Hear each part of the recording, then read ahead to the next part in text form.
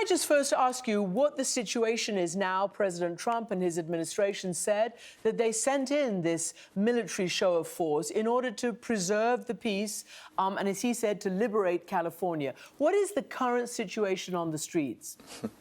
Well, because of local law enforcement's important work, the Los Angeles Sheriff's Department, the Los Angeles Police Department, the CHP, and local sheriffs and police departments that provided assistance as needed in targeted areas, everything's under control, and it always has been. And there were some flare-ups, but that's not uncommon. That's what law enforcement agencies do. They tackle crime, they respond, they put down and quell problems. The National Guard was never needed. The National Guard's presence and the Marines' presence now only stokes the flames. It is inflammatory, it is provocative, it escalates unnecessarily the situation and increases tensions. So the calm and the peace that we are working towards with local law enforcement successfully is being disrupted by the president's unlawful, I want to be clear about that, his unlawful deployment of the National Guard and mobilization of the Marines. So it is highly problematic, and it is a manufactured problem created by President Trump. And unfortunately, it seems that he wants the provocation, he wants the escalation. But we want in California and in LA, we want peace, we want calm, and our local law enforcement are fully capable of providing that. So, as I mentioned, and I think there's a hearing today, you, as Attorney General, the state of California is suing to get these forces and this militarization off your streets and out of your state at the moment.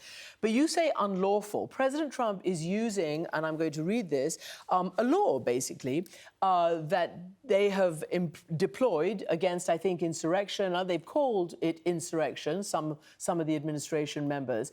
But you're saying that the law states in clear and unambiguous language what? I mean, there is this law that he is using.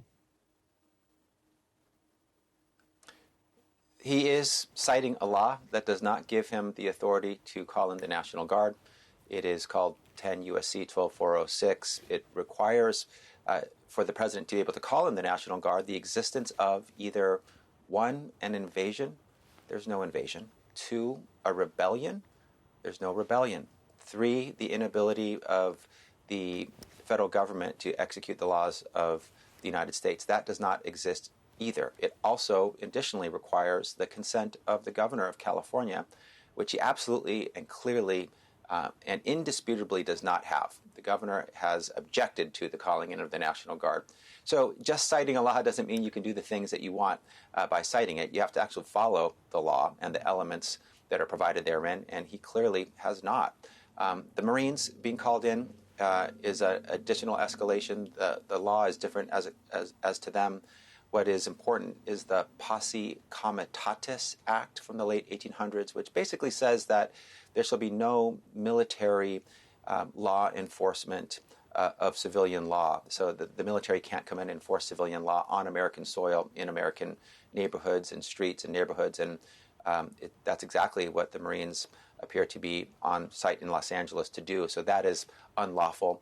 And we're asking for an order from a court. There's a hearing tomorrow to invalidate the president's order calling in the National Guard and to restrict the Marines only to lawful activity and operations. So they haven't actually joined the National Guard operations yet, is what I'm hearing from you. But so let me just state for our viewers that this is the first time in 60 years that the National Guard has been deployed without the specific request of the governor of a state. That was President Johnson way back when. He ordered them in to protect civil rights advocates and activists who were marching across the Selma Bridge and who were coming under attack from civilians and local law enforcement. I mean, there is a big difference between that and what's happening now. But do you expect your suit to be successful? We do expect the suit to be successful. We think we have the better of the argument, the facts.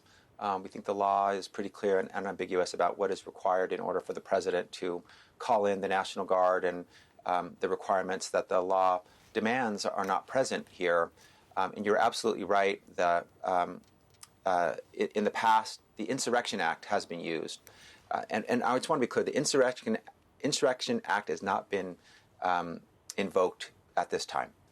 The president calling in of the Marines and of the National Guard is not consistent with and pursuant to the Insurrection Act. It's pursuant to 10 U.S.C. 12406. And so when the Insurrection Act has been used in the past, it's been used to protect Americans from having their rights deprived, such as their civil rights or their right to peacefully protest. But the 10 U.S.C. 12406 has only been used once in the history of the United States. It was used when the post office workers went on strike, and the constitutional requirement for a post office and an operational postal mail system it was not being able to be delivered, and so the National Guard came in to deliver the U.S. mails. That's kind of an example of when the executive, when the federal government cannot execute the laws of the United States. But that does not exist here, and so we believe we will prevail in our case.